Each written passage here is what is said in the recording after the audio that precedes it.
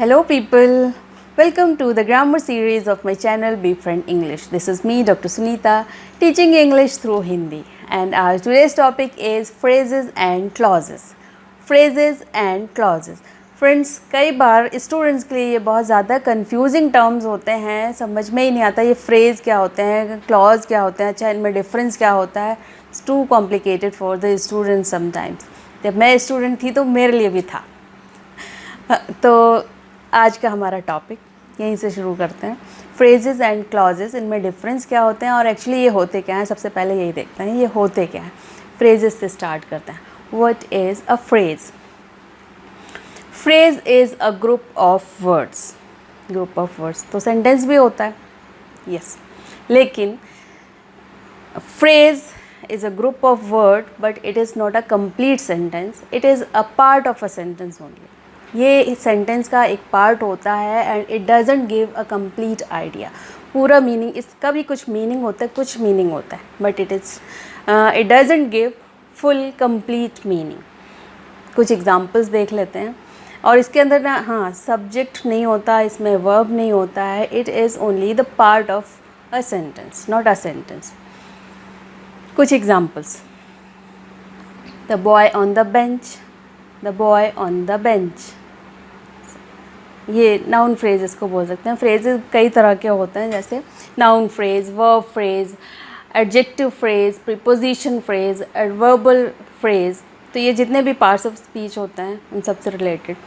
तो boy on the bench, यहाँ पे ये बेंच नाउन है और ये नाउन को ही क्वालिफाई कर रहा है, तो ये doing the role of a noun, इसलिए ये नाउन फ्रेज़ है. इसी तरह से नेक्स्ट एग्जांपल वर्ब फ्रेज़ का हम लेते हैं. Will be running. Will be running, doing, this is qualifying the noun verb, doing the role of a verb, इसलिए ये वर्ब फ्रेज़ है. इसी ये नेक्स्ट देखिए. In the kitchen. In the kitchen, ये जो है ये देखिए प्रीपोजिशन इन से स्टार्ट हो रहा है और telling about the relation. Mother is in the kitchen, mother और किचन के बीच में, तो this is prepositional phrase. Babli and Chandni. Those two girls are Babli and Chandni. Babli and Chandni, these are the nouns doing the role of nouns, so noun phrase है. और इसी तरह से ये देखिए अगला. He is a kind man. He is a kind man. Man noun है और इसको क्वालिफाई कर रहा है ये वर्ड काइंड, तो ये एडवर्बियल फ्रेज हो गया, एडजेक्टिव फ्रेज हो गया. इसी तरह से ही rain very quickly, very fast, तो ये एडवर्ब फ्रेज. कैसे दौड़ा? बहुत तेज़ दौड़ा, वर्ब को क्वालिफाई कर रहा है. कैसा व्यक्ति है? काइंड व्यक्ति है, दयालु व्यक्ति है. ये उसकी व्यक्ति की विशेषता, नाउन की विशेषता बता रहा है, इसलिए एडजेक्टिव फ्रेज. कैसे दौड़ा? तेज़ दौड़ा, तो ये वर्ब को क्वालिफाई कर रहा है, तो एडवर्ब फ्रेज. तो ये सारे, these are the types of phrases. These are part of sentences only. These are not full sentences. They convey a part of thought only. एक पूरे सेंटेंस का एक पार्ट, एक हिस्सा होते हैं. ना इसमें सब्जेक्ट होता है और ना ही इसमें वर्ब होता है. अब देखते हैं क्लॉज क्या होते हैं. क्लॉजेस क्या होते हैं?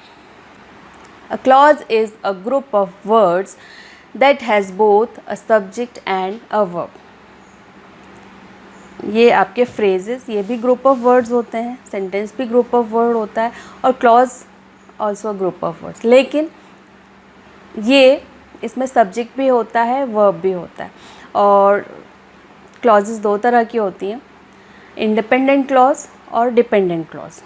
तो independent clause क्या होते हैं, सबसे पहले ये देखते हैं. An independent clause can stand alone as a sentence. ये अपने आप में ये complete sentence होता है, giving full idea, complete idea. इसमें subject होता है, verb होता है और object भी हो सकता है, होता है object, direct object, indirect object. ये पूरा एक अपने आप में complete sentence होता है. तो ये इसको principal clause भी बोलते हैं. इंडिपेंडेंट क्लॉज हो गया. देखिए example. The lights are on. The lights are on, light खुली हुई है। तो ये पूरा सेंटेंस है, पूरा कंप्लीट थॉट है और कहीं से भी कोई इनकम्प्लीट या पार्टीशन नहीं दिख रहा है। इसी तरह से put it on the shelf, put it on the shelf, ये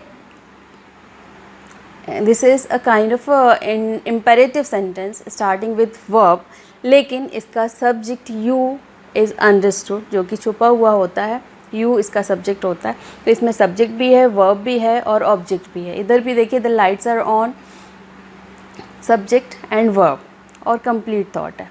put it on the shelf, इसे शेल्फ पे रख दो, कंप्लीट थॉट है। तो ये जो है एक अपने आप में पूरा कंप्लीट होता है, सब्जेक्ट होता है, इसमें वर्ब होता है और एक लॉजिकल इसका ऑर्डर होता है। तो ये प्रिंसिपल क्लॉज इसको बोलते हैं या इंडिपेंडेंट क्लॉज बोलते हैं। अभी देखते हैं डिपेंडेंट क्लॉज। डिपेंडेंट क्लॉज, इसको सबऑर्डिनेट क्लॉज भी बोलते हैं। Dependent clause is not a complete sentence though it has a subject and a verb. Dependent clause में सब्जेक्ट भी होता है, वर्ब भी होता है, ऑब्जेक्ट भी हो सकता है, लेकिन ये अपने आप में कंप्लीट नहीं होता है। इसको कंप्लीट करने के लिए एक इंडिपेंडेंट क्लॉज की ज़रूरत होती है। ये एग्ज़ाम्पल देखिए, when you wake up, when you wake up,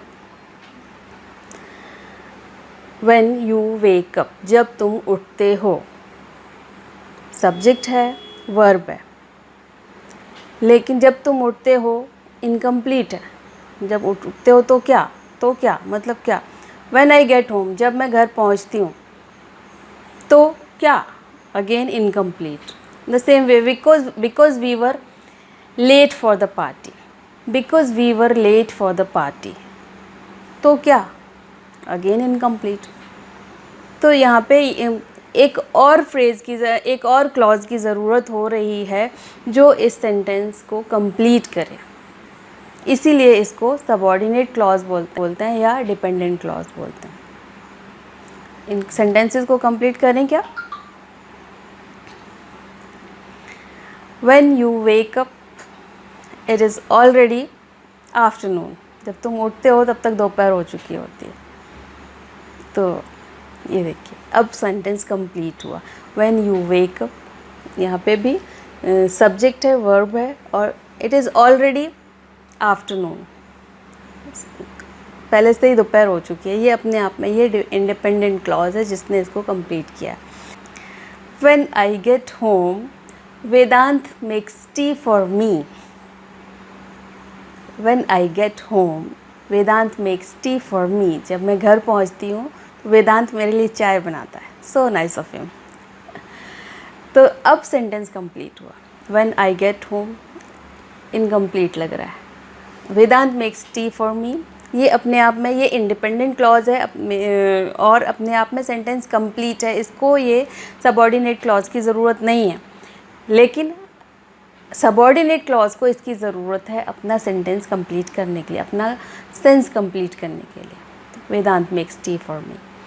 और इसी तरह से ये देखिए the third one, because we were late for the party, we missed the dance and many guests had left.